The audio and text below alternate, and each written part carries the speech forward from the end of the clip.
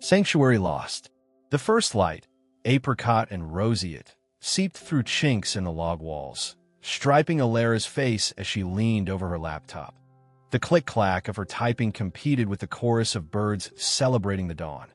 Beside her, a steaming mug of Earl Grey released its bergamot fragrance into the crisp morning air, mingling with the raw scent of the woods. The cabin, cradled by pines and rustling aspens, offered solace, a refuge meticulously built to deflect the relentless clamor of a life only.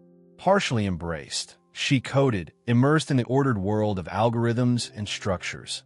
Logic reigned here, a stark contrast to the chaotic, unpredictable sphere of politics that dogged her every move. Within these rustic walls, she was simply Alara Thompson, a programmer, not Alara Thompson, the governor's offspring. Sunlight fractured across the forest floor, visible beyond the window. Deer, a small family unit, grazed at the clearing's edge, their movements a ballet of grace. Alara absorbed the scene, a wave of serenity momentarily calming her. This was the draw, connection to something authentic, untouched by ambition's grind. A faint buzz from her phone shattered the illusion. Her mother to sigh, a weight settling on her shoulders. Resolving to ignore it, she dove back into the code, determined to preserve the fragile peace. The flashback, sharp and unbidden, slammed into her, sparked by the Earl Grey. A sense synonymous with her grandmother's presence. Asterisk, asterisk, asterisk. The governor's mansion hummed with restrained electricity. The eve of Julian's state senate announcement, a calculated maneuver in a prolonged game of political strategy. Alara, a mere 18 then, stood self-consciously in the ballroom's corner, nursing sparkling cider and trying to disappear into the opulent backdrop, but a swirl of tailored suits and practiced smiles filled the space. Her father, the governor, navigated the throng with practiced ease, dispensing handshakes and whispered assurances. His charisma, a powerful tool. Beside him, her mother, a formidable woman, her gaze sharp and unwavering, remained a silent, watchful power. Alara had always felt adrift in this milieu. While Julian thrived amidst the attention and intrigue, she cringed from it. The constant observation, the pressure to conform, the sheer artifice. It felt suffocating. Her grandmother, noticing her discomfort, drew her aside. "You don't have to participate in this charade, Alara," she murmured, her voice a grounding force. "You possess your own unique trajectory." Those words became a guiding star. But charting that course, Alara discovered, was fraught with difficulty.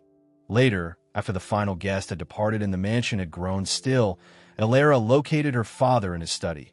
Swirling amber liquid in a glass, he appeared drained, the burden of his role etched into his face. "You possess a gift, Alara," he said, his tone reflective. "You could wield considerable influence in this state. You could genuinely impact lives." "I have no desire to pursue politics, Dad," she'd replied. The words barely audible. He sighed, a flicker of disappointment in his expression. "Politics isn't the sole path to making a difference, Alara. However, it remains the most impactful." The unspoken implication hung heavy. She was squandering her potential, rejecting her family's established legacy. She left the mansion that night feeling more detached than before, the gulf between her and her family widening with each passing year. Asterisk, asterisk, asterisk. Alara shook her head, dismissing the memory, a relentless echo of expectations defied. She shut her laptop, the code suddenly less compelling. She needed air, a way to reset. Donning hiking boots and a light jacket, she stepped outside, the cool air a balm after the cabin stuffiness. She followed a slender path snaking through the woods, the rustle of foliage underfoot her only companion. The trail opened onto a small overlook facing a valley. Harmony Glade, that carefully planned community, clustered around the lake, was visible in the distance. Manicured lawns and cookie-cutter homes stood in stark opposition to the wild, untamed beauty of the surrounding terrain. A subtle sign, almost concealed, marked the community's entrance. Harmony Glade, where life is in perfect order, it proclaimed an understated script. Alara shuddered, despite the sun's warmth. Perfect order. The phrase felt like a threat, an imposition. She'd acquired the cabin long before Harmony Glade was even a glimmer in a developer's imagination. That it had been a dilapidated shack then, barely habitable. She'd invested months renovating it, pouring her essence into transforming it into the sanctuary it now represented. The previous owners, an aged couple who'd spent their lives in the region, had forewarned her about the potential disadvantages of the location. The isolation, limited conveniences, the occasional encounter with a bear, but they omitted mention of the Harmony Glade Homeowners Association. Initially, she dismissed it as a minor annoyance, but lately, the HOA had begun to assert its authority, extending its reach, tightening its constraints upon the area. She'd received a series of increasingly invasive missives, seeking information about her property, questioning her unconventional ways, hinting at breaches of community regulations. She ignored them, hoping for their eventual disappearance. But she suspected, deep down, that they wouldn't relent. The HOA, with its unyielding rules and relentless pursuit of conformity, embodied everything she sought to evade. That a hawk spiraled overhead, its piercing cry reverberating through the valley. Elara watched it, envying its unrestricted flight. She yearned to transcend the trivial worries and suffocating expectations, to break free from the ever-constricting influence of her family's name and the encroaching control of Harmony Glade. Turning back toward the cabin, she caught a glint of sunlight reflecting off something in the distance. Squinting, she discerned the shape of a drone, hovering near the tree-line bordering her land. That a wave of apprehension washed over her. She sensed that her haven was on the verge of violation. Back inside, Elara struggled to dispel the sense of foreboding. She brewed another cup of tea, seeking to recapture the morning's tranquility, but the drone's image persisted, a silent, ominous sentinel. She decided to check her email, anticipating another communication from the HOA. Scanning the list, she skipped past the usual junk and newsletters. Then she spotted it, a message from an unknown sender, titled, "Property Violation." Her stomach clenched. She hesitated, then clicked it open. The email was brief and direct. A recent inspection revealed several violations of the Harmony Glade community guidelines, including, but not limited to, unapproved landscaping, excessive tree cover, and failure to maintain a uniform aesthetic. She was instructed to rectify these violations within 30 days or face repercussions, including fines and potential legal action. Attached were aerial photographs, taken by the drone, of her cabin, her garden, her woods, all captured from an impersonal, intrusive viewpoint. Elara felt a surge of fury. This was an unacceptable breach. They had no prerogative to snoop on her property, to dictate her life. Slamming her laptop shut, her hands trembled. She knew she couldn't ignore this. She had to fight, but how? She was one person against a powerful, organized entity. Legal representation would be costly and time-consuming. Reason seemed pointless, and an idea sparked. Leverage her family's connections. Enlist her father, the governor. But the notion disgusted her. She refused to drag her family into this, refused to exploit privilege. She wanted to solve this herself, to prove her self-reliance. What alternative existed? The HOA clearly intended to make her life a trial. They wouldn't stop until she capitulated. She paced the cabin floor, her mind whirling. She had to safeguard her sanctuary, to preserve her freedom.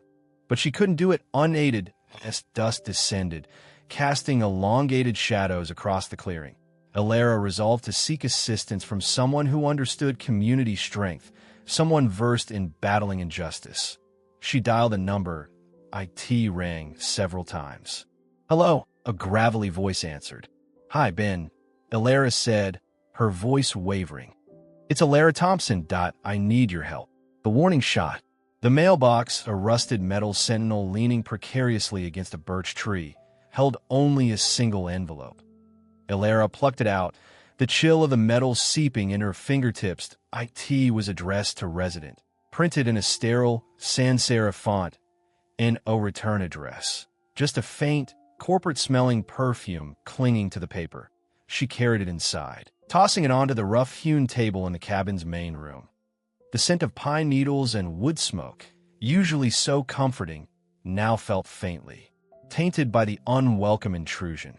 She finished chopping vegetables for a late lunch, the rhythmic thud of the knife against the cutting board a small act of defiance against the unsettling feeling creeping into her gut. It wasn't paranoia.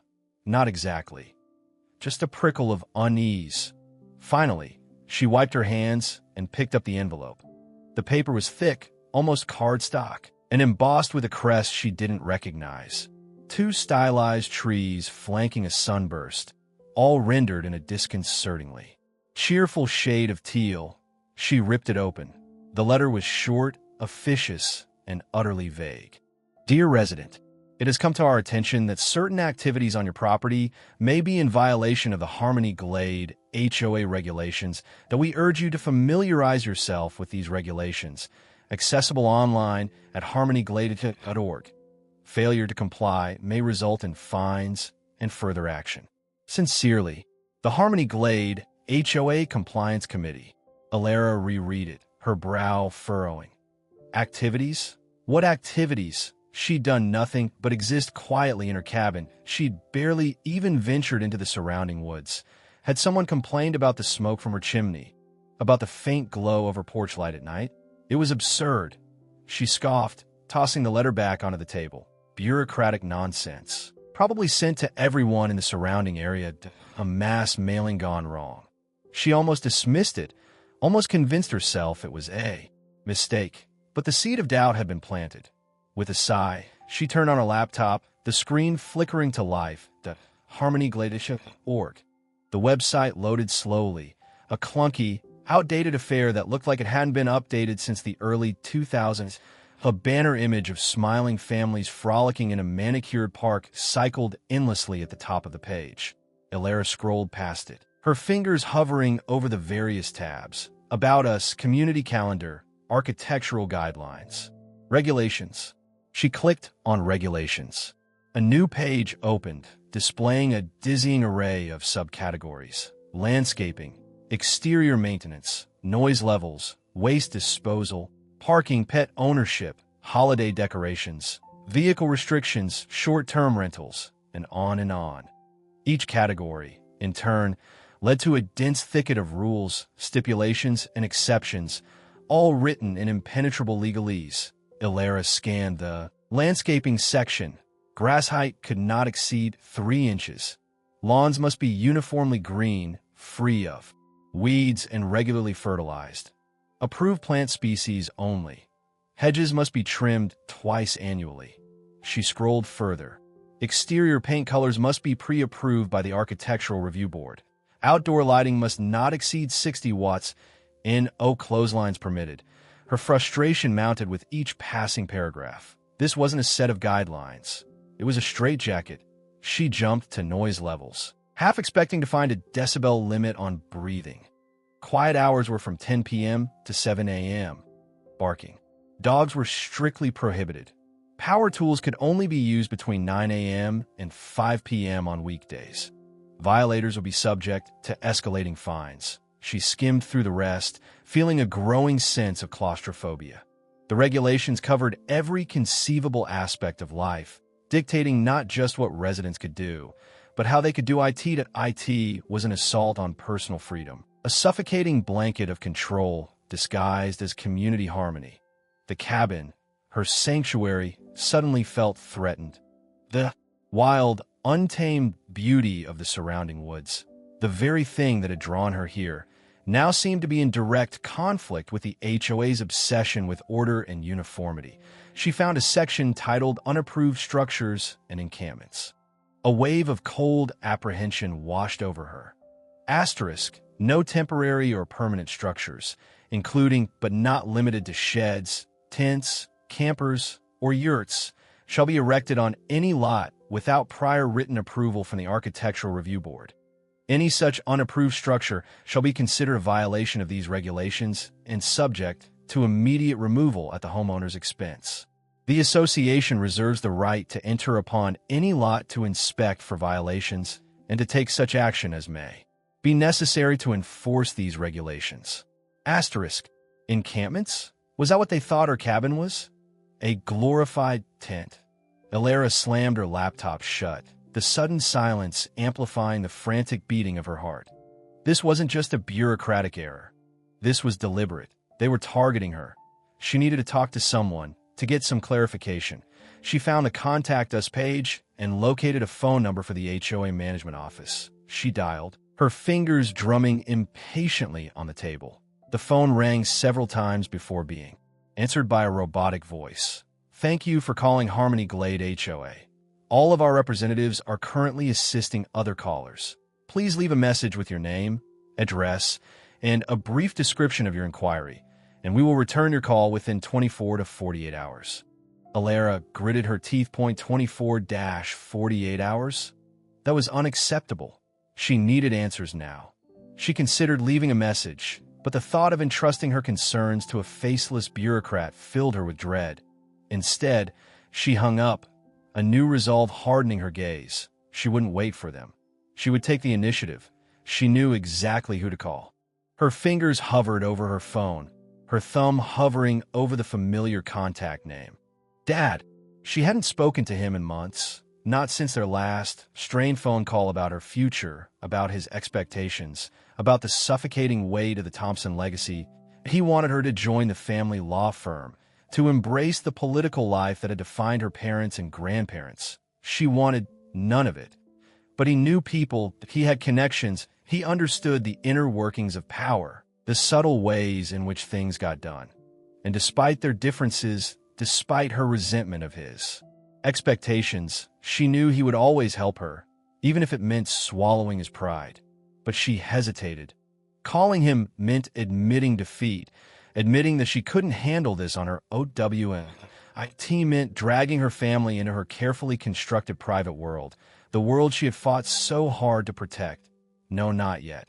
She would try Ben first. He knew the back roads, the local politics, the people who greased the wheels of this small town, that he might have some insight into the Harmony Glade HOA, some idea of what they were really after.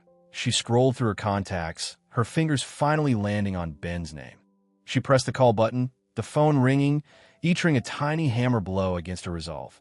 Please pick up, she thought. Please have some answers. Please tell me this is all a big mistake. He answered on the third ring. Alara, is that you? Long time no hear. His voice was warm and familiar, a welcome balm against the creeping chill of the HOA's warning shot, doubling down. The sharp rap on the cabin door nearly sent Alara's tepid tea sloshing over the rim.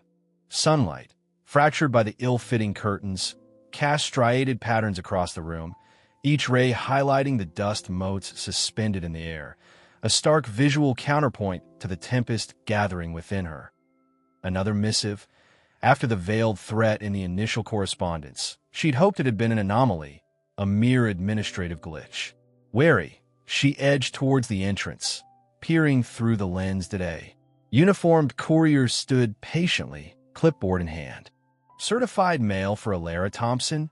The woman's voice echoed, amplified by the porch's overhang. Had Alara's shoulders slumped. Certified. This had moved beyond a simple misunderstanding with alarming speed. She unlatched the door, scribbled her signature on the digital pad with trembling fingers, and retreated, the stiff envelope feeling like a block of ice in her grasp. The paper was an immaculate white, bearing the same sterile Harmony Glade emblem as before. But this time, the address was emblazoned. In a bolder typeface, more assertive than a declaration, not an invitation. She tore it open, her heartbeat accelerating. Its contents proved even more egregious than the first. Gone were the thinly veiled insinuations of possible infractions. The accusation was blunt: unauthorized dwelling. Immediate cease and desist. Alara's breath hitched. Unauthorized dwelling. This was her home, solid and sanctioned. The letter proceeded to catalog supposed transgressions: non-compliant structure, infringement of setback boundaries, and public nuisance. Each charge felt like a calculated blow, a perversion of reality designed to serve some obscure purpose. The demand was clear: cessation of all unapproved dwelling activities, or face fines. litigation, and even demolition of the non-compliant structure. Demolition? The word sent a shiver down her spine. This wasn't about unruly shrubbery or a mismatched mailbox. They were threatening to obliterate her life. She flung the letter onto the weathered table. The smack resonated in the confined space. Her haven, meticulously built as a refuge from the world, was under siege. She traversed the length of her humble abode, her soles whispering against the aged planks. This had to be a mistake, a gross, perhaps malicious, misjudgment. Logic was her only weapon. She retrieved the Harmony Glade HOA Compendium, a daunting tome she had diligently reviewed pre-purchase. She leafed through the pages, searching for a definition of unauthorized dwelling. The ordinances were exhaustive, regulating everything from exterior paint hues to acceptable holiday adornments, yet contained no decree about unauthorized dwelling that could conceivably apply to her cabin. Regulations existed for temporary dwellings, limitations on recreational vehicles, and restrictions on prolonged guest stays in tents, but nothing pertaining to a permanent, legally permitted home. Frustration simmered. The claims were groundless, yet the threat hung heavy. She revisited the passages on building codes and architectural parameters, aligning them with the original schematics of her cabin and the authorizations she had painstakingly secured from the county. Everything aligned. Every I was dotted, every T crossed. She resolved to compose an email, a poised, sensible rebuttal outlining her adherence to all codes. She seated herself at her compact desk, the screen's luminescence illuminating her face.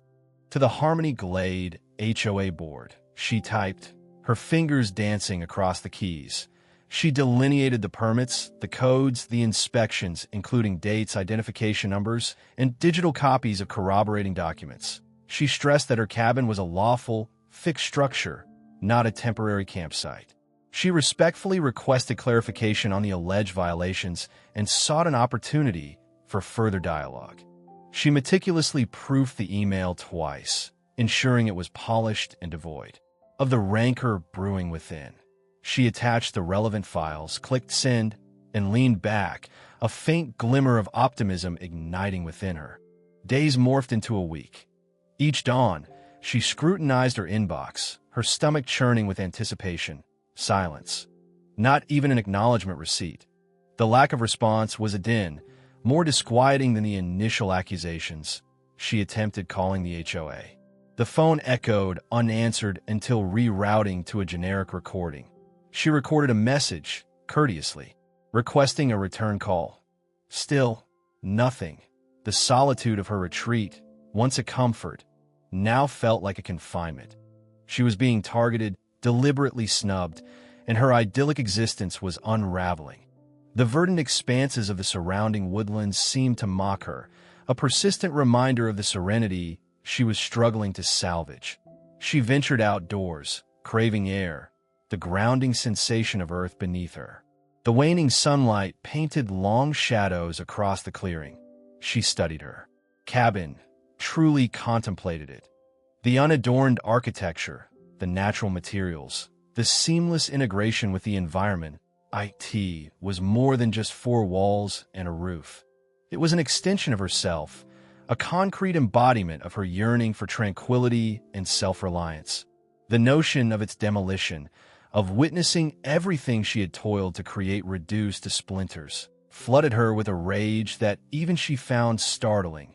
This transcended property disputes. It was about her fundamental right to exist, to shape her life according to her own desires. She settled on the porch steps, her eyes fixed on the distant trees. The sunset daubed the canvas of the sky with vibrant strokes of scarlet and gold, a dramatic tableau against her burgeoning resolve. They craved a confrontation? Very well. She would oblige them. She retrieved her phone.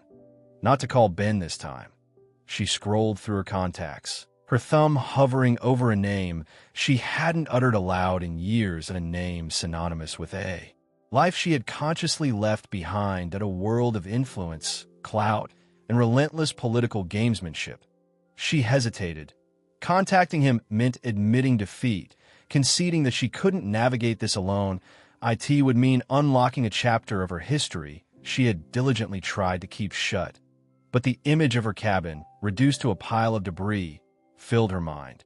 The thought of being coerced into relinquishing her sanctuary, of capitulating to the caprices of an overzealous HOA, was intolerable. She drew a deep breath and tapped the name. The phone issued a single ring, then a recognizable voice answered. "Alara, is that actually you?" Surprise laced the query, underscored by something else she couldn't quite identify. It was her father. "Yes, Dad," she answered, her voice a mere thread. "It's me that I require your assistance." The sound of destruction. Each mile of the drive was a fresh turn of the screw in Alara's gut.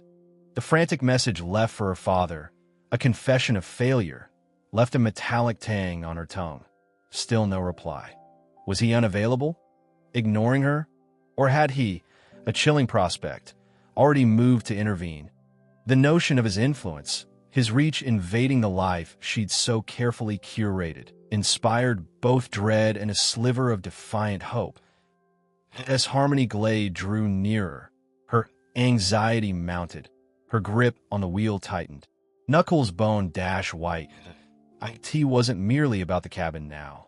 It was about everything she'd painstakingly erected, a bulwark against the life she'd abandoned. Her hard-won independence, her serenity, the essence of her very self was under assault.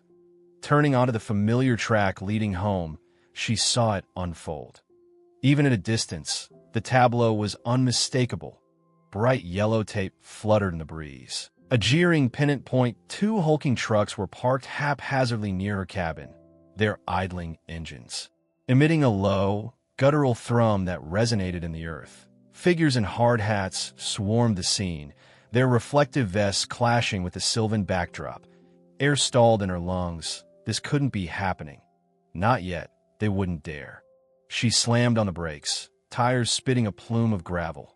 The Jeep careened to a halt, the engine sputtering its last. For a heartbeat, she remained frozen, gazing at the unfolding nightmare. This was no accident. This was calculated. She hurled herself from the vehicle as a harsh, metallic clamor rent the AI. It was savage, brutal, violating the woodland quiet like a shriek. Her cabin. They were tearing it down. She sprinted forward, boots pounding the uneven earth. "Stop," she cried, her voice ragged with panic. "What are you doing? Stop."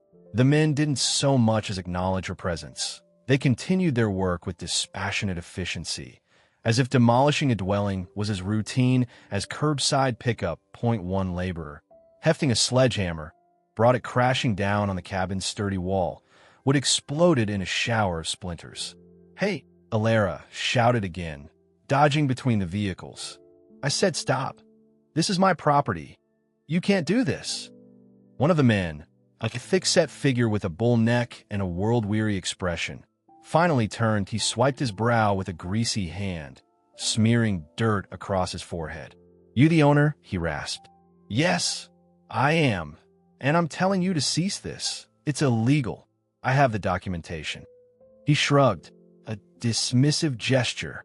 "Got orders here that say different. Harmony Glade, HOA authorized a demolition. Unauthorized structure, they claim. I sent them the papers. I have the permits." They never replied. Alara's voice cracked, desperation creeping in. She fumbled for her phone. "I'll show you. I have proof right here." He spat a dark, viscous globule onto the ground near her feet. "Don't mean squat to me, lady. I just follow instructions that were on a tight schedule." He pivoted back to the cabin, raising the sledgehammer once more. "Who issued these instructions?" Alara demanded, her voice trembling now. "Who told you to do this?" He offered no response. Another swing of the hammer, another sickening crunch of timber. The sound vibrated through Alara. A physical blow. It was more than mere destruction. It was an annihilation of dreams, a razing of sanctuary, the collapse of her carefully guarded independence. She shifted tactics, trying to access some vestige of empathy. "Please," she said, her voice softer, pleading. "Just give me a day, just one day to resolve this, that I can get the paperwork, prove everything is legal. Just don't do this." The man hesitated, his gaze flicking towards her. For a fleeting instant, Alara caught a glimpse of something. Perhaps pity, remorse, in his weathered features, but it vanished, replaced by the same deadpan indifference. "Can't do that, ma'am. Gotta follow orders." He hoisted the sledgehammer higher. Alara surged forward, seizing his arm. "Please, you don't understand. This is my home." He shoved her aside, his superior strength sending her reeling. She stumbled backward, landing heavily on the uneven terrain. "Get out of here, lady, you're gonna get hurt real bad." The air hung thick with the odors of sawdust and exhaust fumes. The sounds of destruction escalated. The screech of metal tearing wood, the shattering of glass, the unremitting pounding of hammers. Alara watched, powerless, as her cabin was systematically dismantled, piece by piece. The walls began to groan, the roof dipping precariously. The carefully considered details she had labored over for months, the hand-carved window frames, the meticulously assembled stone hearth, were reduced to mere rubble. She stood paralyzed, the phone clutched uselessly in her hand. She wanted to scream, to fight, to do anything to halt the carnage, but she was immobilized by the utter futility of it all. She was a solitary figure pitted against a faceless bureaucracy, against the chilling indifference of the HOA, against the weight of her own carefully concealed history. Tears streamed down her face, blurring the scene. She tasted salt, mingled with something acrid, a metallic bitterness, the taste of utter failure. The cabin's front wall finally succumbed, collapsing inward with a deafening roar. The sound reverberated through the forest, a final, devastating death knell. Alara squeezed her eyes shut, unable to witness any more. She sank to her knees, the rough ground grating against her skin. The sounds of obliteration persisted, relentless and unforgiving. All she could do was listen, and let the sounds of her world disintegrating wash over her. She pictured her father, the man she had striven so hard not to resemble, the man she had at last appealed to in desperation. Would he offer assistance? Or would he simply view this as another self-inflicted wound, another justification for maintaining his distance? Opening her eyes, she saw a chaotic jumble of splintered timbers and twisted metal. The cabin was gone. All that remained was a heap of debris, a monument to the HOA's might and to her own perceived impotence. Yet from within the wreckage, a nascent emotion began to stir. Not hope, not yet, but something akin to grim resolve. She had lost this skirmish, but the fight was far from over. She would retaliate. She would expose them. She would exact a price for their actions.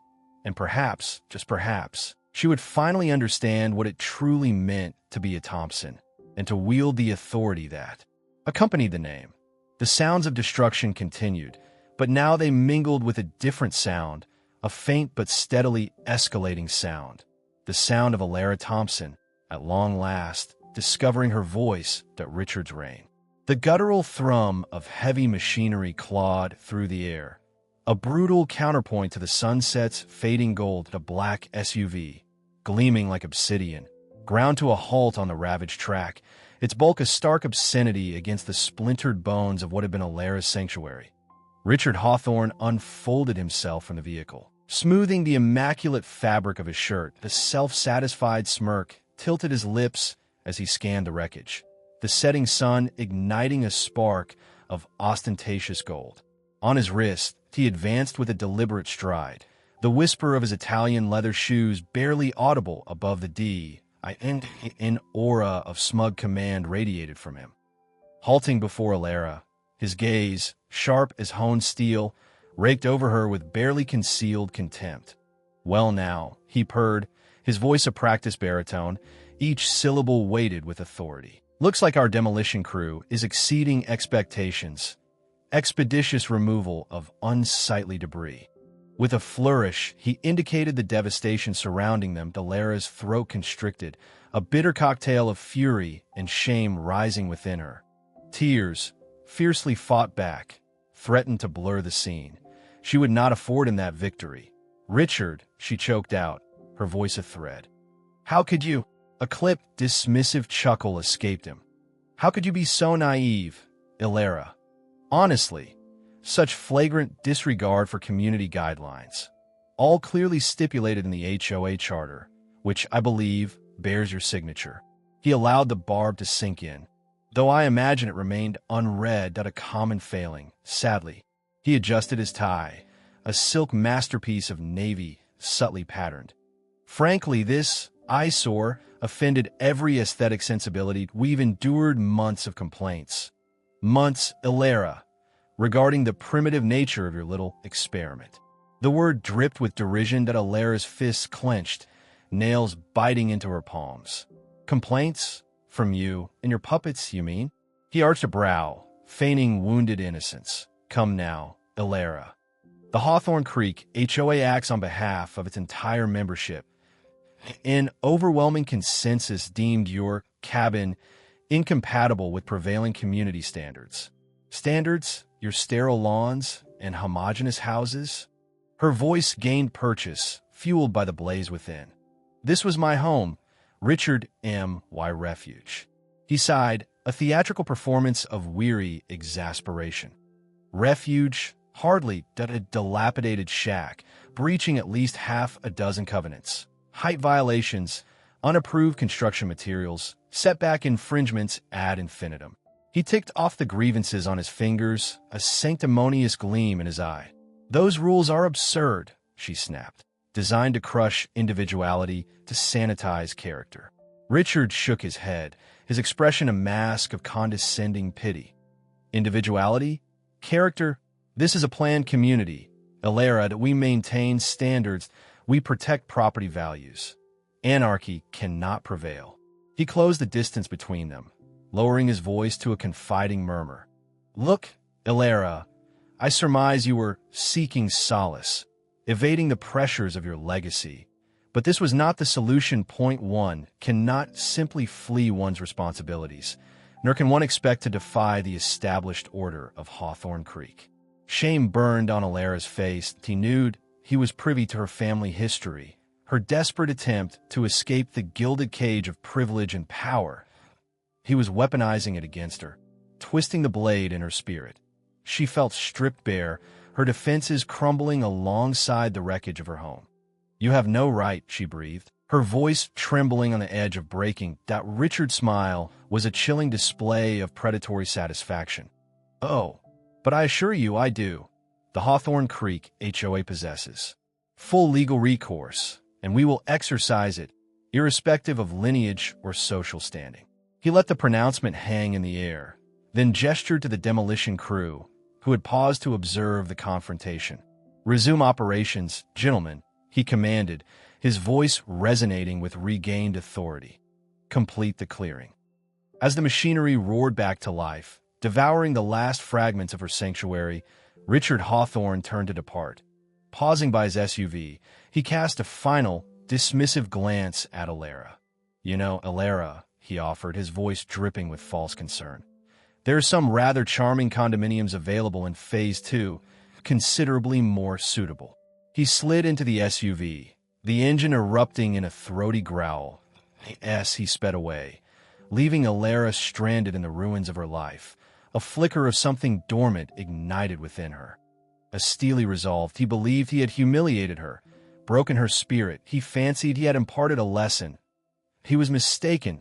He had simply stoked the embers of a fire, gathering the pieces.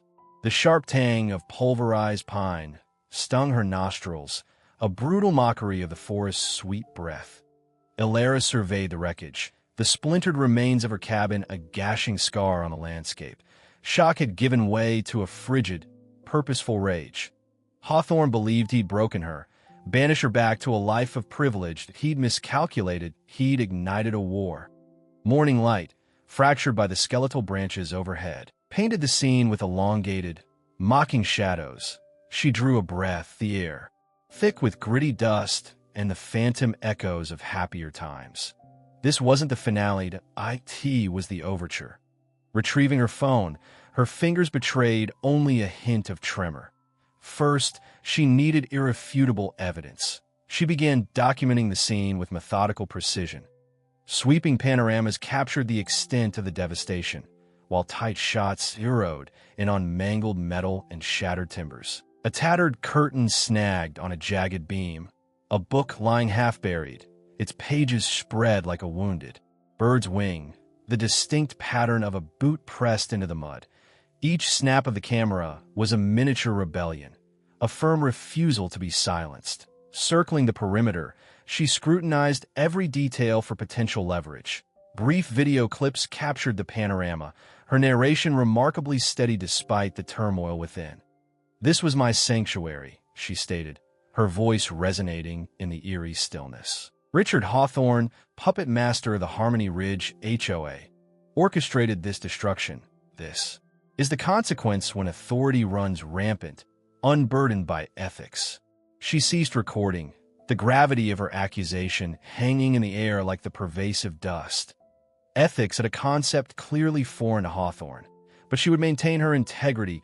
She'd leverage every legal avenue to fight this injustice. The demolition crew were hastily stowing their gear, their faces grim and averted, as if seeking to expunge this memory from their minds.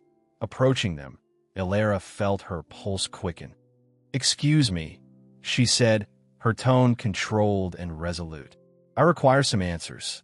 The foreman, a stout man with a bull neck and toughened hands, sighed heavily, wiping grime from his forehead with a soiled rag. "Look, lady, we just followed orders that were in the dark." "Someone commissioned this," Ilera insisted, displaying her phone. "Who? Who issued the directive?" He shifted, uneasy. "The HOA. Hawthorne. His signature was on the paperwork." "Did he specify a reason?" The foreman hesitated, glancing at his crew. "Something about discrepancies, building regulations that I wasn't privy. Just received the order and the permit." "Anything else?"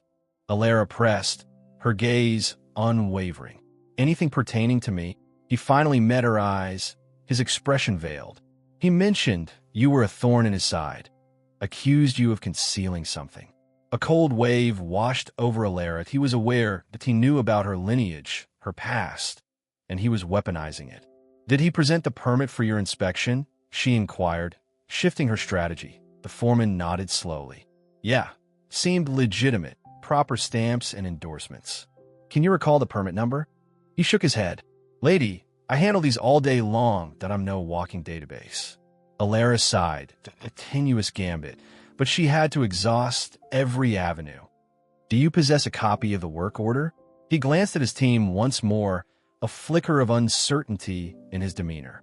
"I believe so, back at the office." "I require that copy," Ilera stated firmly. "It's crucial." After another moment of hesitation, he conceded. "All right, fine. Give me your digits, I'll sift through the files and send you a snapshot if I can locate it." Ilera jotted down her number on a tattered scrap and offered it. "Thank you," she said, the gratitude feeling manufactured. She doubted he'd follow through, but it was a chance worth taking. As the crew packed their remaining equipment and departed, Ilera returned to the ruins. The sun climbed higher, its rays intensifying the stark devastation. The tide of despair threatened to engulf her, a fleeting sensation of helplessness. But she quelled it, forcing her mind to regroup. A plan was paramount. Retreating to her car, parked at the property line, she opened the trunk and extracted a substantial, weatherproof notebook and pen. She perched on the hood, the warm metal radiating against her thighs, and began to document. She commenced with a thorough timeline, starting with her initial application to the HOA for construction authorization. She recorded every email, every conversation, every meeting, regardless of its perceived insignificance at the time. She meticulously chronicled each interaction with Hawthorne, his inflection, his precise wording, his veiled insinuations. Then she generated a compendium of potential violations, factual or fabricated, that the HOA might wield to legitimize the demolition. Building regulations, zoning ordinances, noise complaints, everything. She needed to anticipate their justifications and fortify her defenses. As she transcribed. Her mind raced. She needed assistance, legal counsel, and she needed it immediately. There was only one person she could approach, someone she had intentionally avoided for years, someone who commanded a level of influence that Hawthorne could only fantasize about. Her father. The mere concept sent a shiver through her. Contacting him meant unlocking a door she had purposefully bolted years ago. It meant re-entering the arena of politics, an entitlement she had desperately sought to escape, but she had no alternative. This wasn't merely about a cabin. It was about principles, about retaliating against injustice, about reclaiming control of her narrative. On her terms, she inhaled deeply and reached for her phone.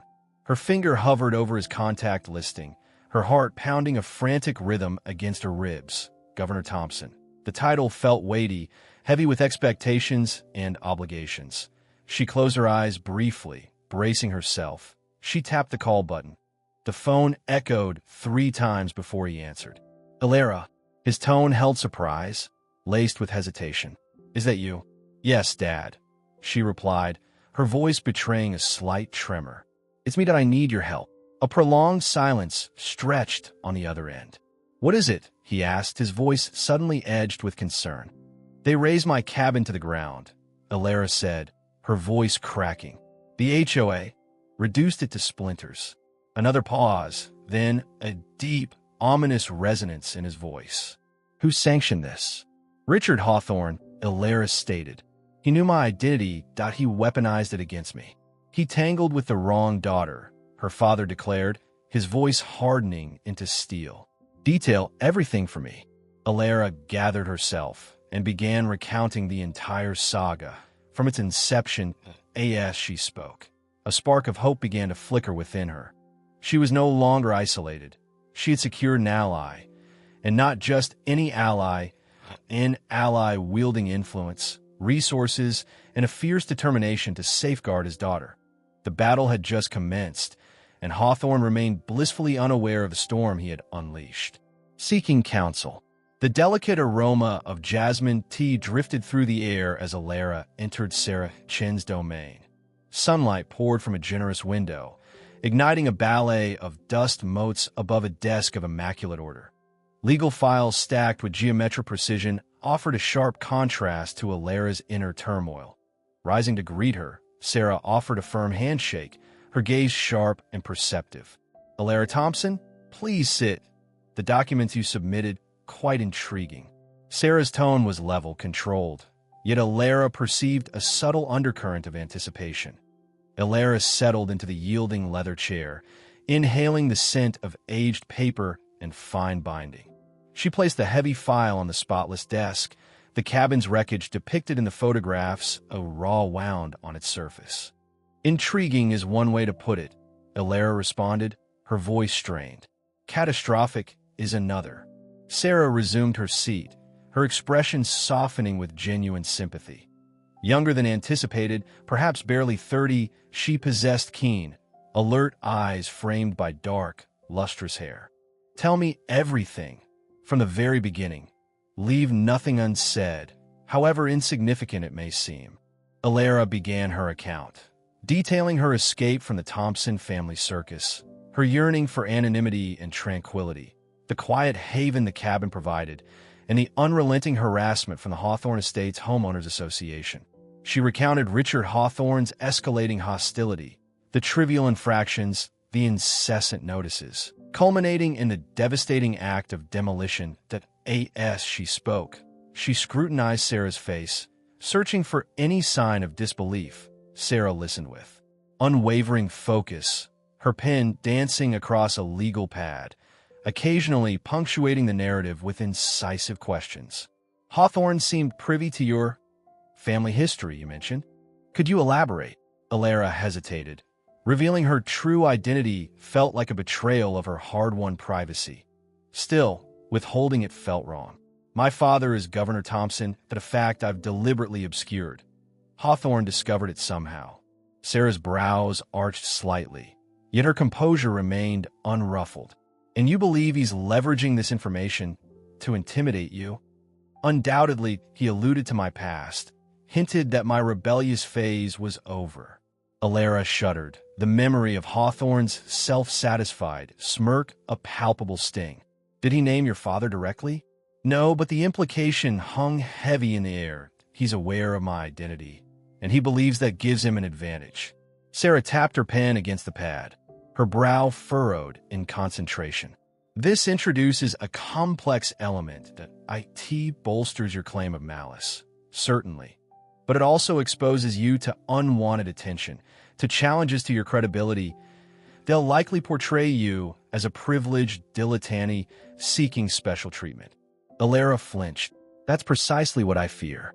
We must anticipate that, Sarah asserted, her voice gaining an edge of steel. We need an impenetrable case centered on the demonstrable facts, the HOA violations, the tangible evidence of animosity. The stronger the groundwork, the weaker their personal attacks will be. She leaned forward, her gaze intense. The demolition itself is crucial. We must demonstrate its lack of justification. The violation of due process, the HOA's unlawful conduct. Do you possess any documentation of their initial grievances, relevant correspondence, anything charting the progression of events? Alara nodded, opening the file and presenting Sarah with copies of the HOA warnings, violation letters, and a photographic record she compiled of the cabin, both before and after the raising. Sarah scrutinized the documents, her face hardening as she absorbed the details. These infractions, they're ludicrously minor, that a slightly misplaced flower pot, a non-compliant bird feeder, this screams of persecution. She paused, fixing Alara with a steady gaze. The pictures are compelling, but we need to amplify their impact.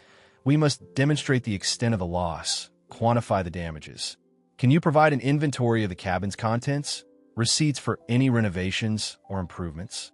A spark of hope flickered within Alara. Sarah was treating her with respect, as a legitimate client, not simply the governor's estranged offspring. I can reconstruct most of it that I maintained meticulous records. Excellent. That will be vital. Also, we must dissect the HOA's charter, their bylaws. Are there clauses that constrain their authority, that safeguard homeowners from arbitrary actions? I have a copy of the HOA agreement here, Alara said, reaching into the file.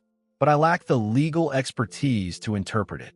Sarah accepted the document, her fingers deftly navigating the pages. Leave that to me. I'll pore over it with a magnifying glass. We'll unearth any loopholes, any contradictions, anything that might serve our cause. She paused, her eyes meeting Alara's. This will be a protracted and arduous fight. The Hawthorne Estates HOA clearly commands resources, and they won't concede willingly. But I believe we possess a compelling case that we must be astute, strategic, and above all composed. Sarah rose, walking towards the window. The cityscape sprawled before them, a concrete and glass panorama. They will attempt to provoke you, to elicit an emotional response. Don't afford them that satisfaction. Allow them to underestimate you. Let them believe they hold the advantage. And then, when they least anticipate it, we unleash everything we have. Alara joined her, the weight on her shoulders marginally eased. She still felt vulnerable, exposed, yet now she also felt a nascent sense of purpose. She was no longer alone. She had found an ally, someone who believed in her, someone prepared to fight on her behalf. What is the first step? Alara inquired, her voice regaining its resolve.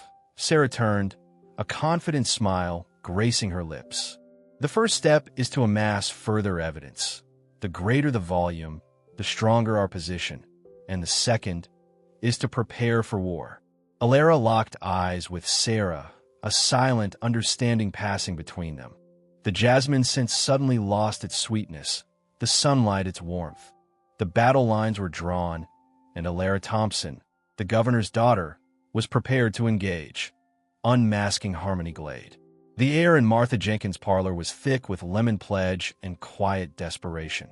Sarah Chun, perched on a chintz armchair, projected professional calm, despite the anxiety radiating from her client. Martha, a woman perpetually stooped under the burden of perceived slights and genuine worries, twisted a damp cloth. Sunlight sliced through the lace, etching deeper lines around her haunted eyes. That it disapproved of my petunias, Martha whispered, her voice frail. said the color clashed with the glade's harmonious palette. A $50 penalty, $50 for flower color. Sarah scribbled notes. Was there any prior notification? A specific HOA regulation cited? Martha shook her head, loosening wisps of gray hair. None. Just a fine, then. Mr. Hawthorne sent a missive. Rather pointed, suggested I become more community involved. Richard Hawthorne's name flashed in Sarah's mind like a hazard signal. Did he elaborate on community involved? He implied that avoiding future levies required a contribution to the Harmony Glade fundraiser, the gazebo fund. Martha's voice dwindled into a sigh. I can hardly manage my prescriptions, let alone a gazebo I neither need nor desire. Leaning forward, Sarah's tone was gentle but firm. Have you considered contesting these charges, Martha? Perhaps at an HOA meeting? Martha recoiled. Oh no, dear, impossible. That they penalize dissent. The gatherings are unnerving. Mr. Hawthorne has a certain glare, and Mrs. Abernathy simply steamrolls any opposition. The image of a vulnerable woman crushed by petty autocrats ignited Sarah's indignation. This was a familiar pattern. Power abused, masked in legalese, enforced with veiled threats. Have you discussed this with neighbors? Martha glanced nervously at the window. Some of us, we murmur. Across fences, in low voices, Mrs. Peterson was fined for an unsightly bird feeder, Mr. Olson for letting his grass grow over regulation. We all feel powerless. Powerless. The word resonated as Sarah drove away. Helpless and afraid. A dangerous cocktail that allowed Hawthorne and his ilk to flourish. She had to shatter that fear, amplify their voices, provide a platform for resistance. Back at her office, Sarah plunged into the HOA documents she'd subpoenaed. The bylaws were a tangled web of opaque clauses, seemingly crafted for arbitrary interpretation. The meeting minutes proved even more damning. Opposition was systematically quashed, objections brushed. Aside with condescension that Hawthorne's pronouncements dominated, treated as infallible decrees. Then, the financial records. Hours melted away as Sarah scrutinized spreadsheets, seeking anomalies. She unearthed them. Dubious invoices for landscaping services, wildly inflated. Consulting fees funneled to a Cayman Island shell company that a sizable sum, ostensibly for community enhancements, vanished into thin air. The deeper Sarah delved, the more corruption she uncovered in Harmony Glade. This wasn't simply about rules. It was systematic self-enrichment at the homeowner's expense. That IT was about dominance, plain and simple. The following day, Sarah navigated the halls of the county courthouse. She spent the morning combing through public records, hunting for legal skirmishes involving the Harmony Glade HOA. Her findings confirmed her suspicions, a trail of lawsuits against homeowners who dared challenge the board. Most were dismissed, but only after crushing the plaintiffs with legal costs. The HOA, with its seemingly inexhaustible funds, could prolong litigation, grinding down opponents until they surrendered. One case in particular snagged her attention. The Millers, a young couple who refused to pay a fine for allegedly parking on the grass. They'd countered that the accusation was based on a doctored photo. The case dragged on for months, ultimately bankrupting them, forced to sell and abandon their home. Their aspirations were dashed by the HOA's relentless pressure. Sarah located the Miller's contact information. After a moment's hesitation, she dialed. That a woman answered, her voice wary. Hello, is this Sarah Chun? Yes, it is that I'm an attorney representing a client in a dispute with the Harmony Glade HOA. That I reviewed your case and hope to ask you some questions. Silence stretched, thick with unease. Sarah sensed the woman's skepticism across the line. Finally, she spoke. I don't want anything to do with that place ever again. They destroyed our lives. Sarah understood the pain, the resentment, the lingering injustice. I appreciate your reluctance, she said softly. But I believe the HOA has engaged in systemic abuse and corruption, and I'm determined to hold them accountable. Your testimony could be crucial. Another pause, then a sigh. What do you want to know? Over the next hour, the Millers recounted their ordeal in agonizing detail.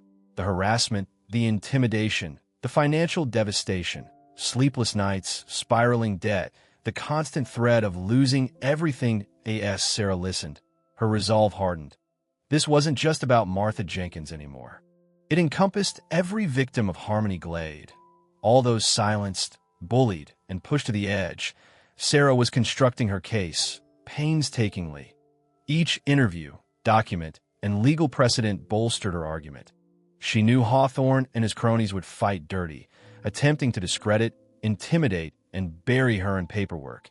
But Sarah Chun was prepared that she'd faced worse. And she possessed something Hawthorne lacked, the truth that a daughter's plea. The phone felt like a leaden weight in Alara's palm, the cool screen a sharp contrast to her internal tremors. Reaching out to her father was a fraught undertaking, each call a tightrope walk over unspoken expectations and a carefully constructed chasm of distance. She'd spent years avoiding it, preferring the solace of her remote cabin to the burden of the Thompson name. But Sarah was correct. This had grown beyond the borders of her property. It concerned the well-being of the Hawthorns, the Millers, Martha Jenkins, and all those intimidated into silence by Richard Hawthorne's despotic hand. She tapped the call button. 3 rings later, a low, familiar voice answered. "Alara, is everything all right?" A thread of wary concern laced his tone. Governors rarely receive calls from their estranged daughters unless disaster struck, or political advantage beckoned. She knew what she anticipated. "Dad, I need to talk," she managed, her voice strained. She could detect the murmuring undercurrent of a press conference nearby, fractured questions about infrastructure and budgetary matters. "I'm rather occupied, Alara. Can it wait?" "No, it can't." She inhaled deeply, bracing herself. "It's about Harmony Glade." A beat of silence. The ambient noise softened, as if he'd subtly moved away from the microphone's reach. "Harmony Glade, what of it?" Alara launched in, words spilling out in a torrent. She recounted the tale of the HOA, Richard Hawthorne's petty rule, the fines and bullying, and the Millers' shattered lives. She depicted Martha Jenkins' ill-fated petunias, the coerced gazebo donation, and the suffocating atmosphere of fear that hung over the community. Finally, she revealed the cruelest blow, the illegal razing of her cabin. "They claimed I was squatting on my own land," she concluded, her voice devoid of inflection. "They flattened it, Dad. Everything I owned, everything I built, gone." The silence at the other end was a palpable thing, heavy with disbelief. Alara could almost sense the governor's carefully maintained facade beginning to crumble. She knew him well. He prized order, propriety, and above all, the appearance of justice.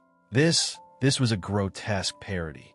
"Alara," he began, his voice measured, "are you alleging that the Homeowners Association unlawfully demolished your cabin?" "Yes, Dad, precisely that." He sighed, a weary exhalation that betrayed the weights he carried. "And this Richard Hawthorne, he orchestrated this. He's the HOA president. Dad, he issued the order." Another pause. Alara could almost visualize the scene.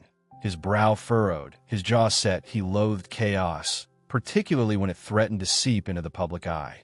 "Alara, you understand I can't simply interfere that I'm the governor. There are procedures, legal avenues that I can't be perceived as leveraging my office to resolve personal grievances." The ember of hope that had flickered to life began to dim. She'd anticipated this. She knew her father's inherent caution, his unwavering allegiance to the facade of impartiality. "I'm not asking you to interfere, Dad," she countered, her voice gaining volume. "I'm imploring you to listen. These people are perverting their authority. They're exploiting defenseless homeowners. They're behaving as if they are above the law. And they annihilated my home." She heard the rustle of fabric as he shifted. "I appreciate your distress, Alara, and I sympathize deeply. However, you must grasp my position. This is a local issue that requires navigation through established channels." "The established channels are compromised, Dad," Alara burst out, her patience finally snapping. "Hawthorne has lawyers on speed dial. He's strong-armed the local officials. The established channels are precisely how he gets away with these abuses." A heavier silence descended. Alara knew she had overstepped, addressing him in a way she hadn't since her rebellious youth. She steeled herself for a reprimand, a lecture on deference and decorum. Instead, he spoke, his voice subdued. "Tell me everything, Elara. Everything you know about this Hawthorne, about the HOA, about what transpired at your cabin." She took a shaky breath and began anew, this time speaking slowly and carefully. She shared details about Sarah Chun, the lawyer meticulously building a case against Hawthorne. She elucidated the financial improprieties they'd brought to light, the stifled dissent, the intimidating legal threats. She painted Harmony Glade as a miniature, airless kingdom ruled by a petty autocrat. As she spoke, she detected a subtle transformation in his tone. The initial reluctance receded, giving way to something else, a growing sense of indignation. He posed incisive questions, probing for details, demanding specifics. By the time she finished, his voice resonated with controlled fury. "This is outrageous, Elara," he declared, his voice laced with danger. "If even a fraction of what you're telling me proves true." "It's all substantiated, Dad," Elara affirmed, her voice unwavering. "And there's more. Sarah possesses evidence, witness accounts, that she's crafting a comprehensive case." He sighed again, a prolonged, drawn-out sound that spoke of internal conflict. "I still cannot directly involve myself, Elara. You appreciate that, correct? It would be a political catastrophe. I can't be observed favoring my own daughter." "I understand, Dad," Elara conceded, her voice tinged with resignation. "I simply needed you to be aware." "However," he pressed on, his voice hardening, "that doesn't preclude me from investigating matters, discreetly, quietly, that I maintain connections at the state level. Individuals who can pose inquiries, examine records, without drawing undue attention." Elara's spirits soared. It wasn't an outright endorsement. Not yet. But it was a beginning. "I wield some influence within the Attorney General's office," he revealed. "I can request a closer examination of the HOA's finances, their legal practices, merely a preliminary overview, of course, entirely unofficial." "Thank you, Dad," Elara managed, her voice thick with emotion. "That would mean everything." "Don't extend gratitude prematurely, Elara," he cautioned. "This must be conducted by the book. Due process. Impartiality. That I will not condone shortcuts. Any circumvention of regulations. That we must remain beyond reproach." "I understand," Elara said. "I wouldn't have it any other way." Though a small, rebellious voice wondered if impartiality was truly what Hawthorne deserved. "I'll require everything you possess," he stated. "All documentation, evidence, Sarah Chen's contact information, everything." "I'll dispatch it immediately," Elara replied. "And Elara," he added, his voice softening once more, "I'm deeply sorry about your cabin, that I understand its significance to you." "Thank you, Dad," Elara said, a genuine smile finally touching her lips. "I'll do what is within my power," he vowed. "But promise me something, Elara. Regardless of the outcome, you will allow the legal process to unfold in vigilante justice. No. Thompson Family Theatrics." Elara hesitated. The image of Richard Hawthorne's smug visage flashed through her mind. The impulse for swift, decisive vengeance lingered, simmering just below the surface. Yet, she knew her father spoke the truth. She had to play this strategically. She had to appear fair, at least outwardly. "I promise, Dad," she said. "I'll allow the legal process to unfold." He sighed, a sound of relief this time. "Good, I must return to this briefing. But I'll be in contact. Keep me apprised." "I will," Elara assured him. She ended the call, the phone's weight now feeling lighter, almost buoyant. The battle was far from won, but for the first time since the bulldozer had decimated her life, she felt a flicker of hope ignite within her. She had secured an ally, and not merely any ally. She had the governor of the state on her side. The war had commenced, the governor's audit. The headline screamed from the screen. "Governor orders state audit of Harmony Glade, HOA after cabin demolition controversy." A wave of relief washed over Elara as the knot in her stomach loosened. Richard Hawthorne's sneering face, captured in a pixelated snapshot, accompanied the piece, portraying him as less a leader, more a trapped animal. Sarah Chen's text arrived. Saw this? Just now. How significant, Sarah? Alara tapped back. Potentially seismic. These audits are exhaustive. They'll dissect everything. Expenditures, authorizations, meeting transcripts, anything even tangentially related to raising that cabin. Alara pictured Richard squirming, beads of sweat tracing paths down his temples as he attempted to rationalize his actions. That a genuine, unadulterated smile bloomed on her face. The first in weeks. Easy does it, Sarah cautioned. Let the process unfold. Don't antagonize them. Let them incriminate themselves. Patience wasn't Alara's forte, but she grasped the strategy. Understood, she replied. Across town, in the antiseptic environment of the Harmony Glade HOA headquarters, bedlam reigned. Richard Hawthorne stalked the room, his complexion shifting from florid to ashen. His fellow board members, a disparate collection of retirees and striving professionals, were arranged around the mahogany table, their expressions mirroring varying degrees of dread. "This is a cataclysm," Margaret, the treasurer, gasped, clutching her chest. "A state audit. We're finished."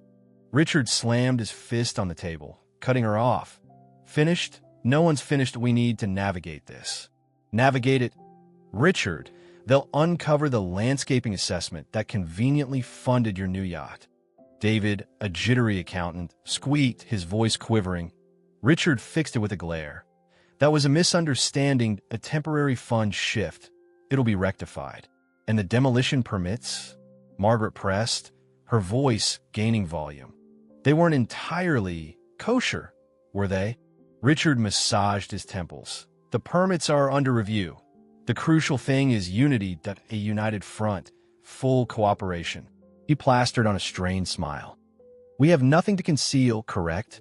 The silence was thick enough to cut. He witnessed the doubt festering on their faces, the fear that his ambition for control had plunged them all into a chasm. "All right," Richard declared, adopting a brisk tone.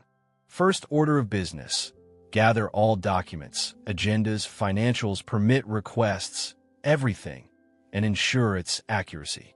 He underscored the final word with a piercing stare. The meeting disintegrated into a frenzy of apprehension. Papers were wrestled from overstuffed cabinets, spreadsheets underwent intense scrutiny, and desperate calls flew to legal counsel. The atmosphere crackled with tension and the unspoken recognition that their meticulously crafted illusion of order was crumbling. Meanwhile, Alara struggled to refocus on her own derailed life. She spent the afternoon inventorying the scant remnants recovered from the cabin, attempting to impose order on the wreckage. A cracked teacup, her grandmother's time-worn quilt, a collection of dried blossoms, each object a lacerating reminder of her loss. Her phone chirped. Her father. "Alara." His voice was weary. "I assume you've seen the news." "Yes, Dad, thank you." "Don't thank me yet. This is merely the opening act. This audit, a double-edged sword that IT could expose everything or drown in bureaucracy. Hawthorne will fight with everything he has." "I know." Sarah cautioned me. Sarah is a capable attorney. Heed her advice, but Alara, caution, this will turn ugly. Hawthorne isn't one to forgive easily, and now he knows your identity. A shiver snaked down Alara's spine, defying the afternoon sun streaming through the window. She had become so absorbed in the pursuit of justice, of settling the score, that she had overlooked the potential ramifications. She had made herself a target, exposing her family to a man demonstrably willing to misuse his power. "I understand, Dad," she whispered. "I have people delving into Hawthorne's background, his deals, his private life, all of it. We need to assess the landscape." Alara didn't inquire how her father accomplished this so discreetly. She knew he possessed resources, connections cultivated through years of political maneuvering. She also knew he was doing it for her, despite their fractured bond, despite her efforts to distance herself from his world. "Thank you, Dad," she repeated, sincerity lacing her voice. "Just be safe. Alara, call me if anything occurs." "Anything at all." As she disconnected, Alara gazed out the window, her eyes fixed on the distant forest. The trees stood sentinel, silent witnesses to the destruction of her home, the disruption of her tranquility. Her father was correct. This had just begun. The audit was a lever, but also a shield. IT offered a prospect for redress, but at a cost. That evening, Sarah Chin phoned again. The auditors are swarming Harmony Glade, she stated.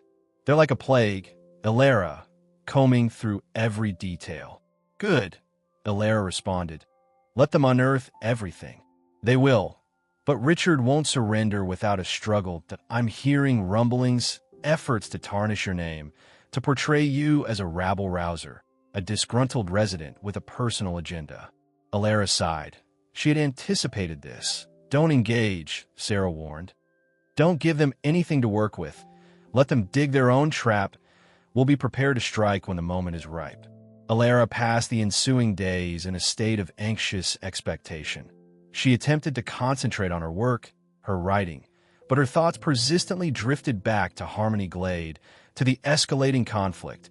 She imagined Richard's mounting fury, the board members' escalating anxiety, the auditor's unrelenting investigation. One afternoon, she received an unexpected caller. That Mrs. Gable, her former neighbor from Harmony Glade, stood on her porch, her face etched with worry.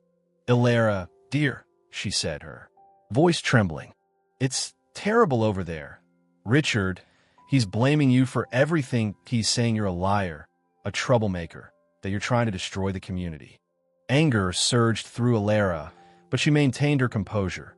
Thank you for telling me, Mrs. Gable. I appreciate it. He's pressuring everyone to support him, to sign petitions, to speak out against you. People are afraid, Elara. They don't want to incur his wrath. I understand. Tell them to stay neutral. This is between me and the HOA. Mrs. Gable regarded her, her eyes reflecting a mixture of fear and admiration.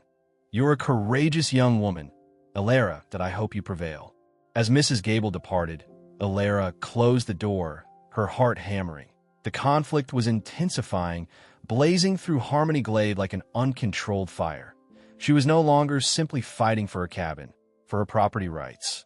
She was fighting for the essence of the community, for the right of individuals to live without intimidation. The audit might be a double-edged sword, but so was she, and she was ready for the fight.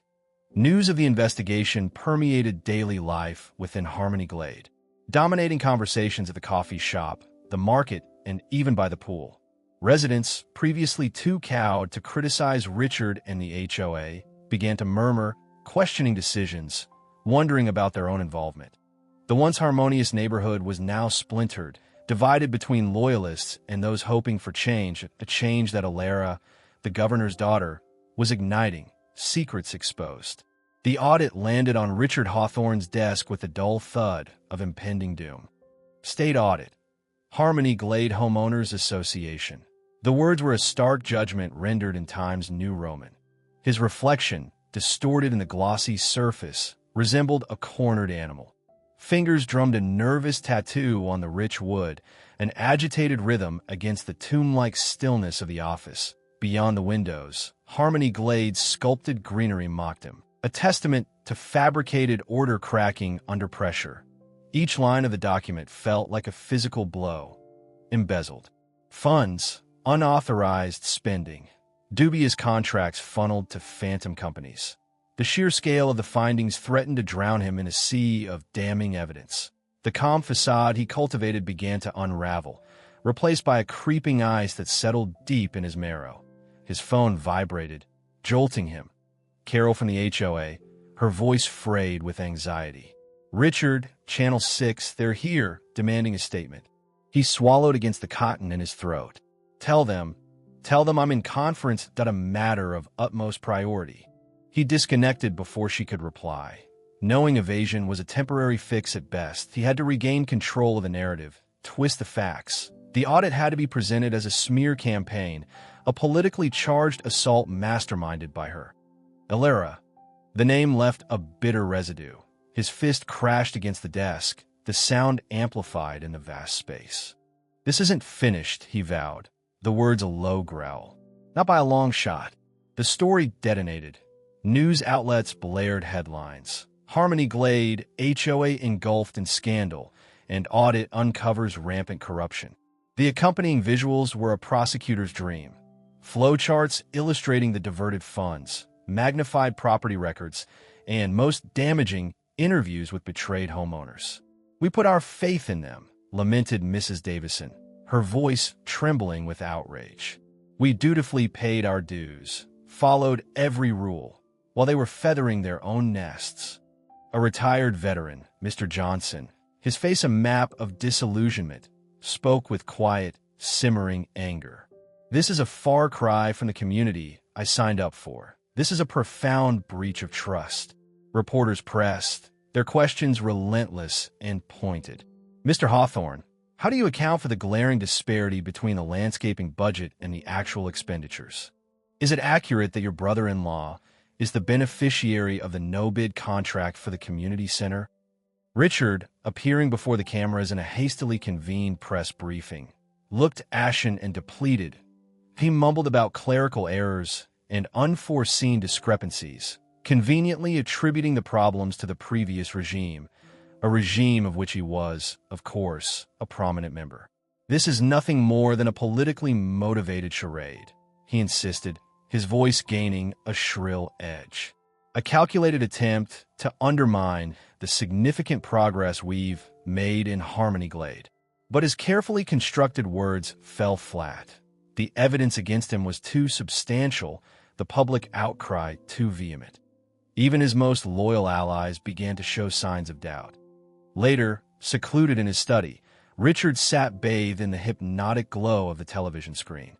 The news cycle was a relentless barrage, each update a fresh wound to his already faltering image that he watched Alara, radiating composure, deliver a concise statement outside the State House.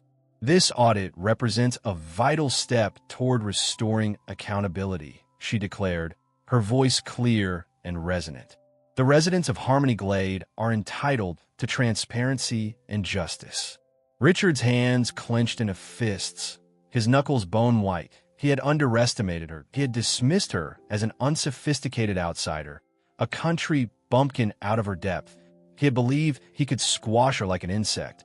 But she had proven to be far more formidable, far more perilous than he had ever anticipated. He grabbed for the phone, his hand betraying a slight tremor. He needed to contact someone reliable, someone adept at navigating treacherous waters. He scrolled through his directory, his gaze settling on a familiar name, Victor Sterling. Victor was a high-powered attorney, a master of damage control with a reputation for erasing problems. He was expensive. Yes, but Richard knew he was worth every last cent. He tapped the call button, the ringing echoing in the still room. "Victor," he began, his voice strained with desperation, "we have a situation." Meanwhile, at the Harmony Glade Community Center, residents had assembled for an impromptu gathering. The atmosphere crackled with anger and a thirst for justice.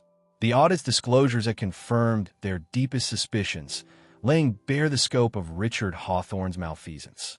"We must take action," declared Mrs. Davison, her voice thick with emotion. "We cannot allow him to evade responsibility for this." "But what leverage do we possess?" asked Mr. Johnson, his voice tinged with weariness. "He holds all the cards." A young woman named Sarah, a relative newcomer to the community, rose to her feet. "We possess power too," she asserted, her voice carrying a note of resolve. "The power of our united voices that we must organize, demand an accounting, and reclaim our community." Her words ignited a spark within the group, that a flicker of optimism illuminated their faces. They began to explore strategies, brainstorming methods to ensure Richard Hawthorne was held accountable for his transgressions.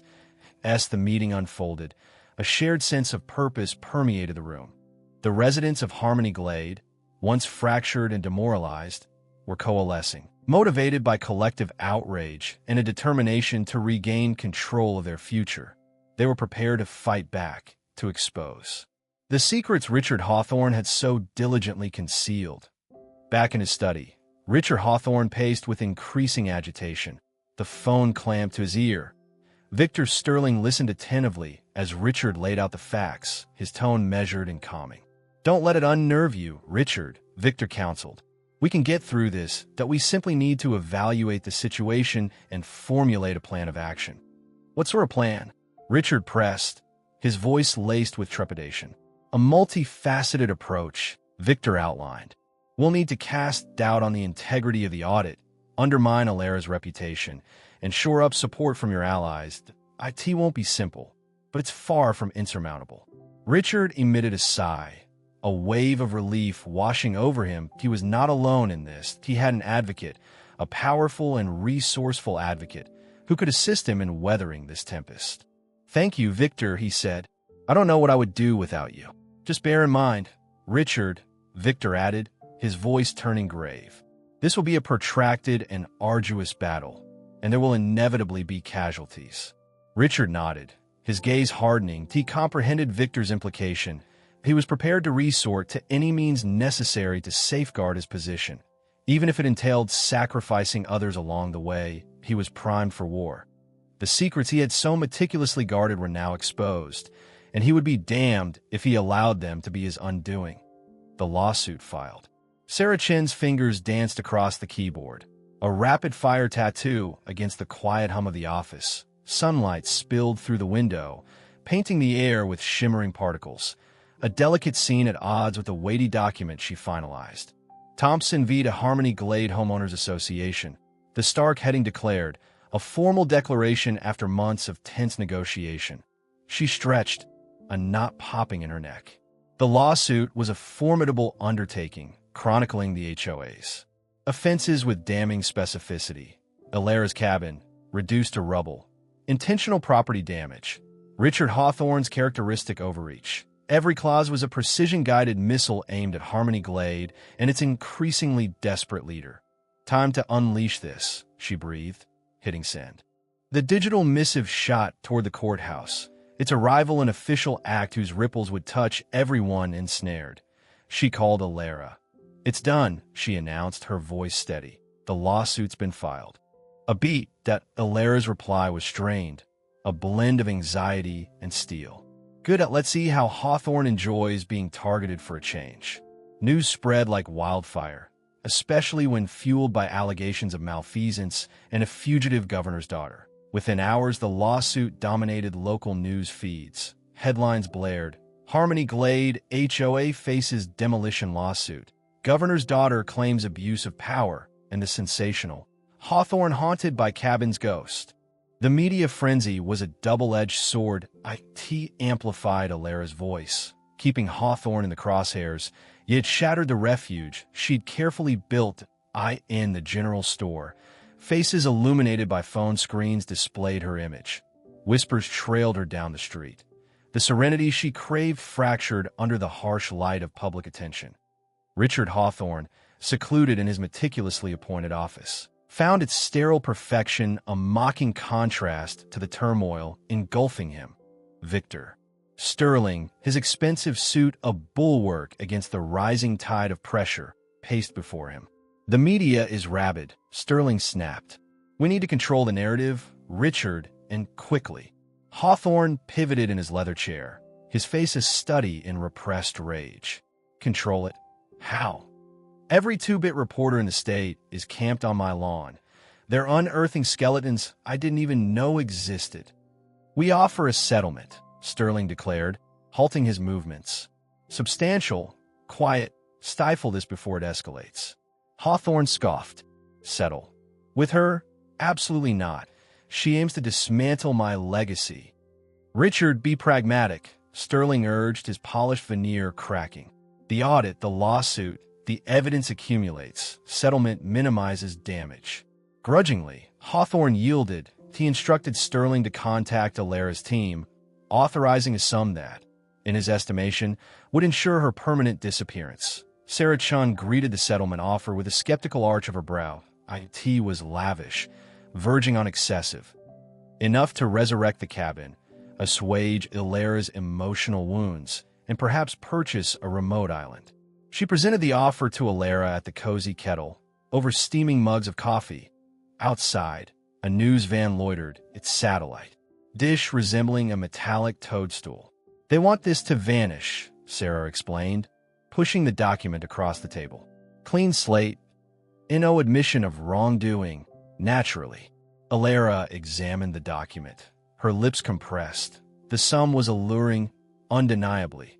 She could accept it, retreat again, and rebuild a life far removed from Harmony Glade. The lure of peace, of solitude. It was strong, but something had shifted within her.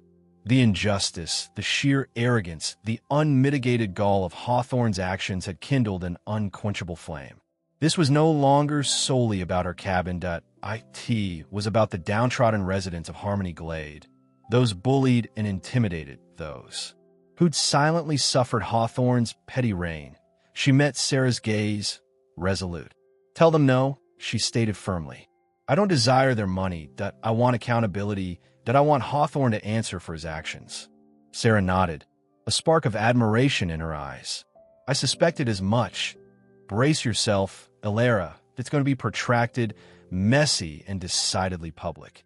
"I'm ready," Elara replied, sipping her coffee. Its bitterness was welcome, a bracing counterpoint to the sweetness of compromise. The settlement rejection reverberated through Hawthorne's inner circle. He slammed his fist on his desk, sending documents and a crystal paperweight flying. "She's posturing," he bellowed at Sterling, "trying to extract a larger sum."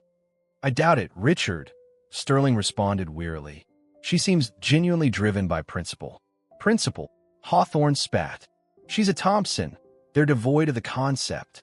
He unraveled, his carefully constructed composure crumbling beneath the weight of accusations and invasive media scrutiny.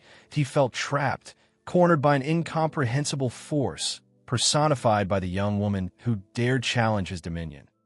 That evening, Elara received a call from her father. He'd been following the news, his voice tinged with concern and, surprisingly, pride. "Elara," he began gravely, "this is escalating. Are you certain about this?"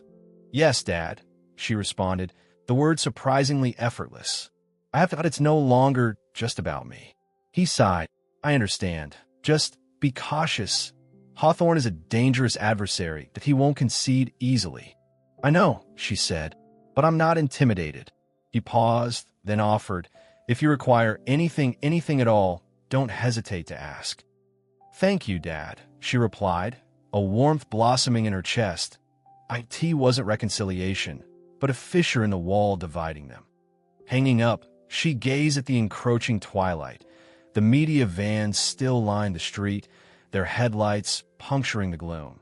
She knew the path ahead would be fraught with challenges and uncertainties, but she was no longer alone. She had Sarah, the community's backing, and perhaps even her father's hesitant support. The lawsuit was launched, the battle lines were drawn, and Elara Thompson, once seeking only refuge, stood ready to wage war. Truth revealed. The courtroom was a tense hum, a symphony of held breaths and whispered anxieties. Sunlight lanced through the high windows, turning suspended dust into a glittering, restless ballet. The plaintiff's table. Elara's hands were knotted together, her knuckles bone-white. Sarah Chin's brief touch on her arm was a welcome anchor against the rising tide of apprehension. Across the divide, Richard Hawthorne sat rigid, his expression a carefully constructed mask of disdain that he muttered occasionally, too. His lawyer, a stout man with lacquered hair and an air of infuriating self-assurance. The morning had inched forward. The HOA's counsel had presented their case, a tedious recitation of depreciating property values, bylaw infractions, and the sacrosanct nature of community standards. Each syllable seemed to drive another stake into the memory of her vanished life. Elara had absorbed it all, her anger a banked fire beneath an outward calm. She was ready. She knew her role. Now, it was her moment. "Ms. Thompson," the judge's voice resonated, slicing through the murmurs. "Please take the stand."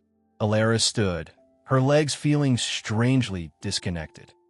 Every eye in the room seemed to bore into her as she walked towards the witness box. She raised her hand, swore the oath, and settled into the chair.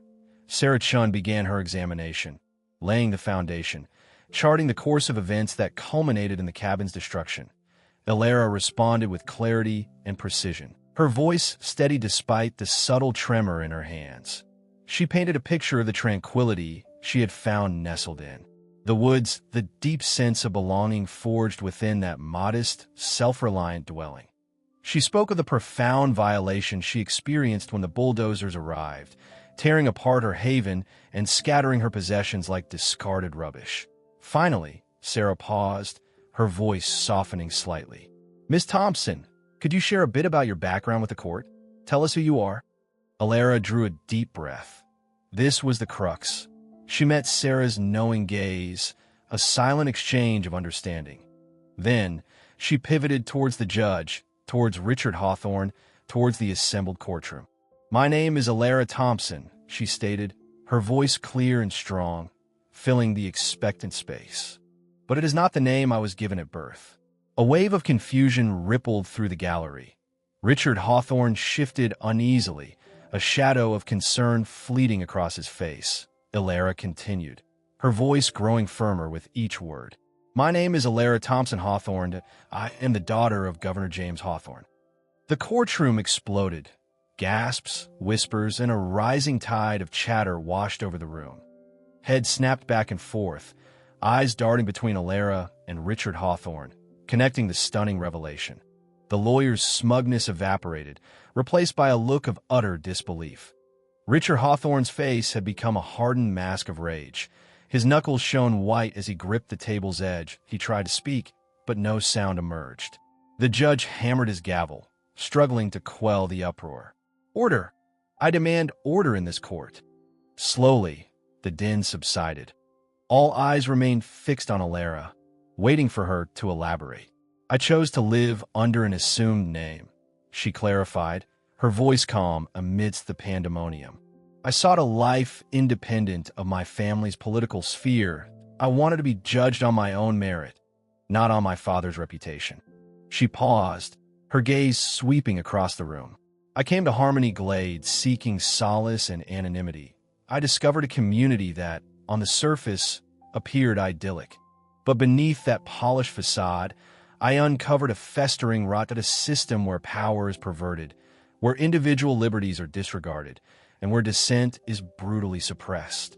She turned her attention to Richard Hawthorne, her eyes flashing with righteous indignation. "Mr. Hawthorne," she said, her voice laced with contempt, "you claim to champion the values of this community. But what values are those? Blind adherence to authority, unquestioning conformity, the silencing of opposing viewpoints? You demolished my home," she pressed on, her voice gaining intensity. "You destroyed my possessions, but you failed to break my spirit. You failed to stifle my voice. Because I refuse to be intimidated, I refuse to be bullied. And I will not stand idly by while you and your cohorts abuse your authority." She inhaled deeply, her chest rising and falling. "I may be the governor's daughter," she declared, her voice resounding with conviction. "But I'm also a citizen of this state, and I possess the same rights as every other individual: the right to own property, the right to live undisturbed, and the right to challenge injustice, regardless of the strength of the forces aligned against me." She paused, her gaze unwavering as it settled on the judge. "This case transcends the mere destruction of a cabin. IT speaks to the corruption of power. IT underscores the vital importance of safeguarding individual rights, and it demands that those in positions of authority be held accountable for their actions." Her voice dropped to a softer register, yet remained powerfully resonant. "I chose to reveal my identity today because I believe the truth must come to light, that I believe the people of this state deserve to understand the truth about Harmony Glade. And I believe it is imperative for Mr. Hawthorne and his accomplices to understand that they cannot operate with impunity." She concluded her testimony, her shoulders squared, her head erect. A profound hush fell upon the courtroom, broken only by stifled sobs. Then, tentative applause began to spread through the room. IT gathered momentum, swelling into a resounding ovation. People rose to their feet, clapping and cheering, their faces flushed with emotion. Even some of the Harmony Glade residents, those initially in lockstep with the HOA, were applauding, their faces etched with shame and regret. Fear and conformity had clouded their judgment, but Alara's words had shattered their complacency, exposing the truth that had long been concealed. Richard Hawthorne remained frozen, ashen-faced. His lawyer whispered urgently, but he seemed deaf to the sound. He stared at Alara, his eyes reflecting a potent mix of animosity and incredulity. The power he had wielded for so long was disintegrating before his eyes. Sarah Chun rested a hand on Alara's shoulder, a proud smile gracing her features. The war was far from over, but a pivotal battle had been won. The truth had been unveiled, and the momentum had shifted as the applause echoed around her. Alara felt a surge of hope blossom within her. She had confronted her fears, embraced her heritage, and stood firm for her beliefs. And in doing so, she had ignited a flame capable of illuminating the darkest corners of Harmony Glade, and perhaps even the state itself. Justice served. The courtroom air hung thick, Alara's pulse a frantic drum against the silence.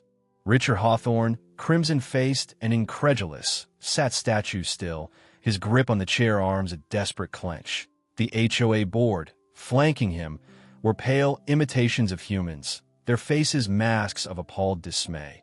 Sarah squeezed Alara's hand, a silent torrent of reassurance. The months of struggle against overwhelming odds had been a crushing burden, a vice on Alara's chest. Her gaze snagged on the judge's bench.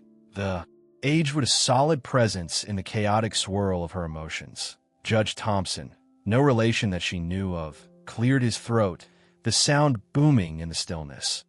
Adjusting his spectacles, he surveyed the room, his gaze lingering on Hawthorne. Regarding Alara Thompson versus the Harmony Glade Homeowners Association, he announced, his tone authoritative, this court has meticulously reviewed the presented evidence, testimonies, documents, and legal arguments. Alara's palms grew slick. The room buzzed with anticipation, a tangible field of hopes and anxieties. Judge Thompson continued, his words carefully chosen. The court concludes that the Harmony Glade Homeowners Association displayed an egregious disregard for Ms. Thompson's property rights and established legal protocols. The razing of Ms. Thompson's cabin was not merely unlawful. It was a bald-faced demonstration of power misused. A collective intake of breath swept through the gallery that a wave of such intense relief washed over Alara that her legs nearly gave way.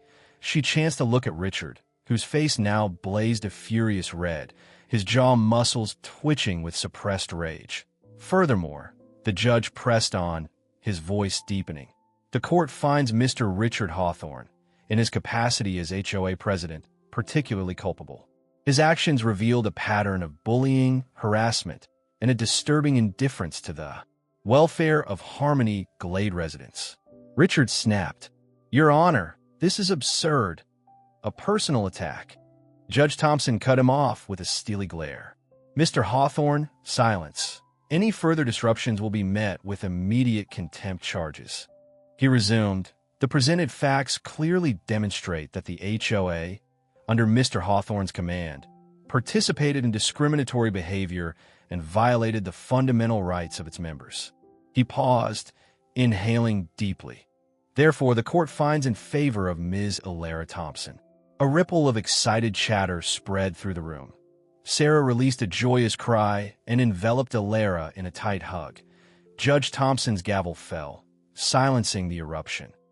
The Harmony Glade Homeowners Association is hereby ordered to pay Ms. Thompson significant restitution for the loss of her property, the emotional trauma inflicted, and her legal expenditures. Richard Hawthorne visibly trembled. The vitality drained from his face, leaving him a ghostly shade. Moreover, Judge Thompson declared, the court mandates a comprehensive, independent audit of the HOA's finances and operations. In addition, Mr. Richard Hawthorne and the current members of the HOA board are relieved of their duties, effective at once. The gallery exploded in cheers. Alara could barely register the sounds. She saw hands clapping, handkerchiefs dabbing at eyes. The protracted, grueling ordeal had reached its conclusion. But Judge Thompson held up a hand. "Finally," he stated, his voice slicing through the celebratory roar, "based on evidence revealed during these proceedings, this court is forwarding this matter to the State Attorney General for investigation into potential criminal charges against Mr. Hawthorne and other board members concerning fraud, embezzlement, an abuse of authority. It was the final blow. Richard Hawthorne appeared on the verge of collapse, sinking in his seat, his eyes wide with fear and disbelief. Court officers approached to escort Richard and the former board members from the room. As they were led away, Richard's eyes locked onto Alara's. There was no contrition, no hint of regret, only stark, naked animosity. Sarah guided Alara through the throng of well-wishers. "You did it, Alara," she breathed, her voice ringing with pride. "You actually did it." "We did it," Alara corrected, managing a weak smile. "I couldn't have done this without you, Sarah." Stepping from the courthouse, the warm afternoon sun embraced them with its golden light that a crowd had formed outside, holding aloft signs proclaiming justice for Alara and end HOA tyranny. They roared their approval as Alara and Sarah emerged, their voices a unified chorus of support and solidarity. Alara was overcome by a flood of feeling, exhaustion, relief, and a profound sense of triumph. She had confronted her demons, challenged her past, and stood firm for her beliefs, and she prevailed. News of the verdict ricocheted through the digital world. Social media blazed with mentions of Alara's victory, her indomitable spirit, and the exposure of corruption within Harmony. Glade, inspired by her fight, homeowners across the state began mobilizing, demanding openness and ethical management from their own HOAs. Later that evening, Alara sat on the porch of the temporary cabin Sarah helped locate, watching the sunset paint the sky in brilliant strokes of orange and violet. When her phone chirped, IT was her father calling. She paused, her finger hovering over the answer icon. The day's events had left her emotionally raw.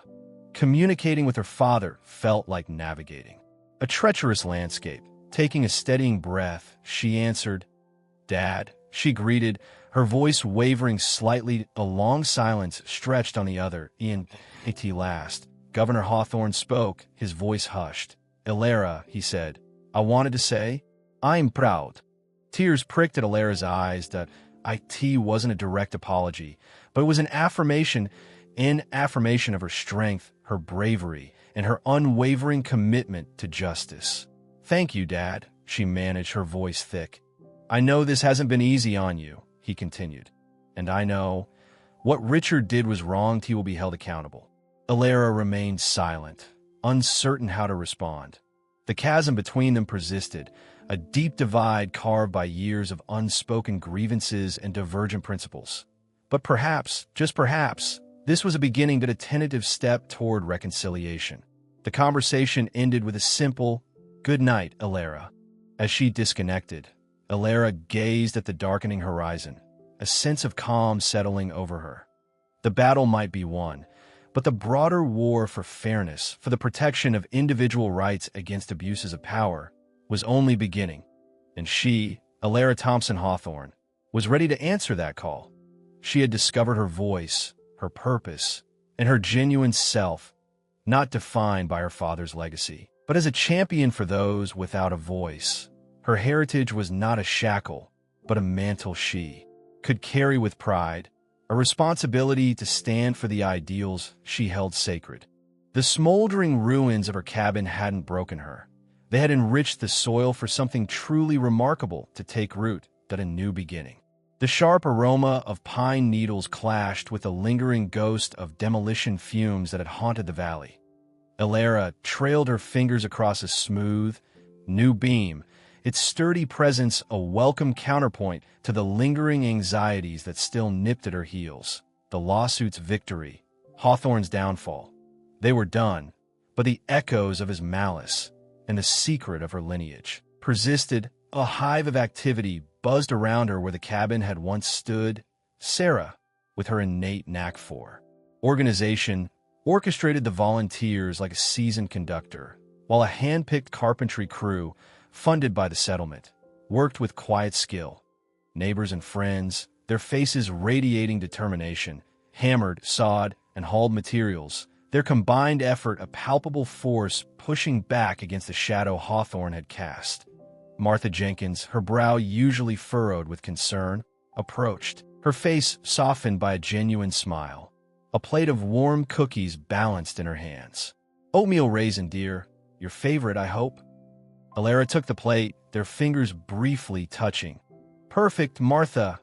Thank you. It's everything." Martha's smile widened. "We all wanted to pitch in. What Hawthorne did wasn't right, plain and simple. And you, Alara, standing up to him like that, it gave us all a spine." She gestured at the vibrant scene. "Even my petunias are thriving this year." A chuckle escaped Alara, lighter than it had been in ages. "Wonderful news, Martha. Maybe we can arrange some around the cabin once it's complete." The thought of vivid blooms encircling her rebuilt home, a symbol of revival, sparked a peaceful joy within her. As dusk painted the valley in deepening shades, the cabin's framework rose, a nascent silhouette against the blazing canvas of the setting sun, that a skeleton of a new beginning. Watching, Alara felt an overwhelming wave of gratitude. She hadn't anticipated this level of support, this unwavering faith in her fight. Seeking anonymity and refuge from her family's demands, she had instead discovered a community. That night, sleep offered little solace.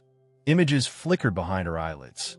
Hawthorne's cruel smirk, the cold finality of the demolition order, and the oppressive weight of her father's political dynasty. T.O.B. Governor Hawthorne's daughter felt like a cage. Yet then she pictured Martha's thriving petunias, the unwavering dedication etched on the volunteers' faces, the burgeoning cabin taking shape from the rubble. She was not solely James Hawthorne's daughter. She was Alara Thompson, advocating for something larger than personal redemption. The following weeks dissolved into a fast-paced whirlwind. Alara immersed herself in the construction, mastering the swing of a hammer, the precision of a saw, and the intricacies of the building process. The physical demands proved cathartic, a tangible way to work through the emotional maelstrom she had endured. News of Alara's triumph spread like wildfire, fanned by social media and hushed whispers in break rooms. Homeowners from across the state, even further afield, reached out, sharing their own ordeals with HOA overreach, arbitrary regulations, bullying behavior, and questionable accounting practices. The sheer scale of the complaints was shocking, revealing the widespread nature of the issue. One afternoon, Sarah's voice crackled with excitement over the phone. "Alara, you won't believe this. A homeowners' rights group in Cedar Creek wants you to headline their rally next month. They heard about your case and think your story could ignite real change." Alara hesitated. The prospect of public speaking, of being in the spotlight, ignited a familiar apprehension. She had always favored quiet seclusion, the sanctuary of her cabin, but the faces of those who had reached out, their voices edged with desperation and a yearning for justice, resurfaced in her mind. She recalled Martha's petunias, the tireless efforts of the volunteers who were giving everything to rebuild her haven. Silence became impossible. "Okay," she answered, a tremor in her voice. "Okay, I will." Rally day dawned crisp and clear. Backstage, awaiting her turn, Alara's heart hammered against her ribs.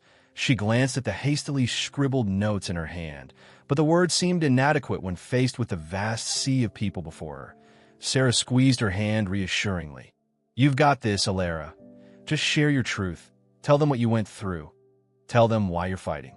Taking a deliberate breath, Alara stepped onto the stage. The applause roared, a wave of solidarity that washed over her, calming the storm within.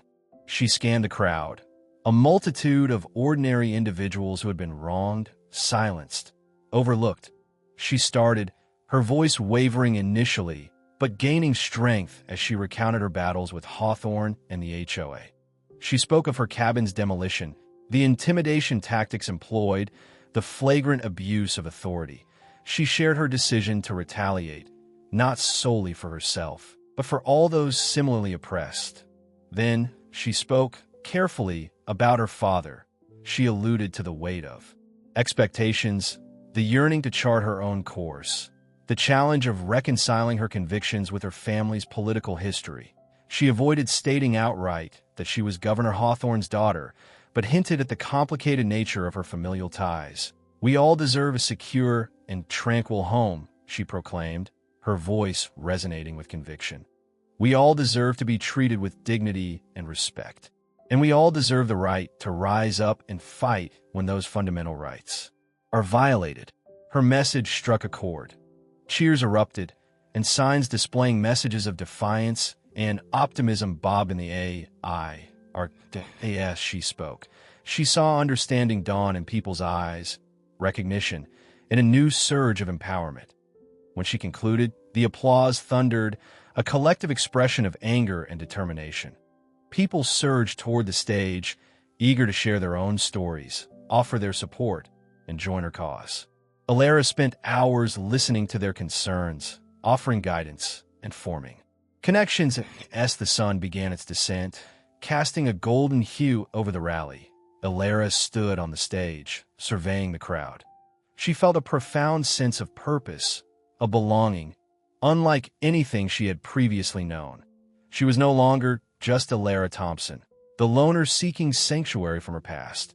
She was a voice for the unheard, a champion for the vulnerable, an emblem of hope for those who had been wronged.